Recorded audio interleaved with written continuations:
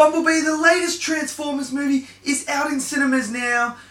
And let me tell you, it is by far, by absolute, oh my god, pick the biggest thing you could ever imagine. That is the gap between Bumblebee and any other Transformer movie.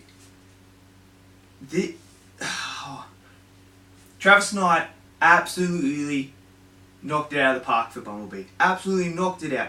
This is a fun adventure movie.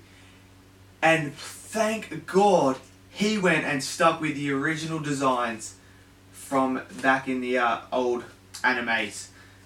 And it is just, this movie is just brilliant. Like, I know I say it all the time, but compared to the other Transformers, this one blows it out of the park by a mile.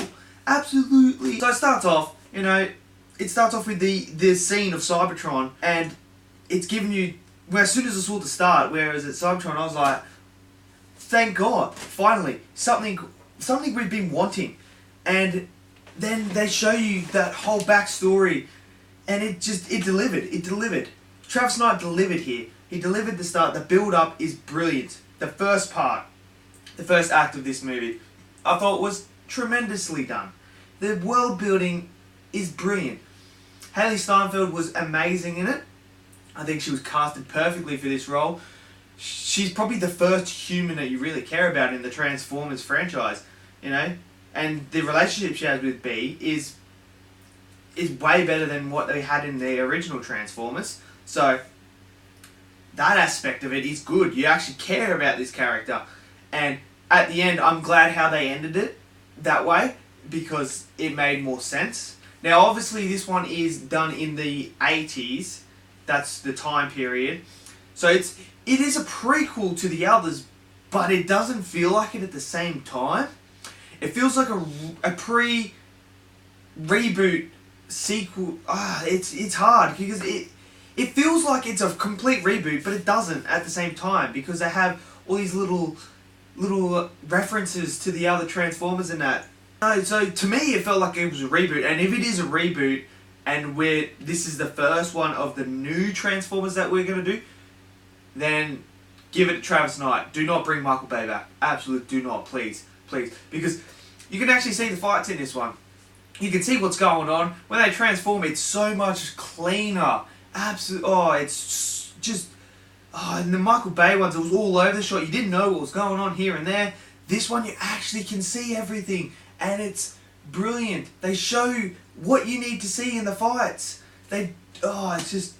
So, given this franchise to Travis Knight, if you can get Travis Knight to continue on with this, I think he can actually create a Transformers trilogy better than the Michael Bay ones by a mile. And just please do not go down the Michael Bay route. If we're going to continue here and we're going to have sequel to this Bumblebee, then please, Travis Knight, do it. And continue this theme, because the colours were spot on, absolutely spot on. Optimus Prime looked unreal when you saw him. Bee looked good, and I liked how the whole Bee loses his identity in that, and he's got to re-find it with the help, and I like that. Now there is the only issue I had really was John Cena was a bit hit and miss in certain parts throughout the movie.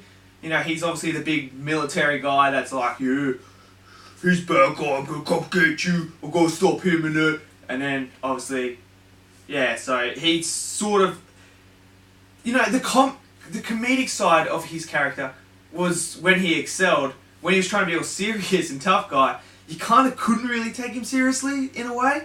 You're kind of like, you bit over the top here, mate. But yeah, no. Otherwise, go see this movie. If you love Transformers, it will do justice for you. It is best one by far. I recommend you all go see it. I give this one a B+. It's brilliant. At the moment, it's 95% on Rotten Tomatoes. So obviously the critics love it, and it is a more down to earth, smaller scale, and it works. You've only got the two villains chasing. Well, you got three if you count the start one, but you got the two main villains that are trying to get B.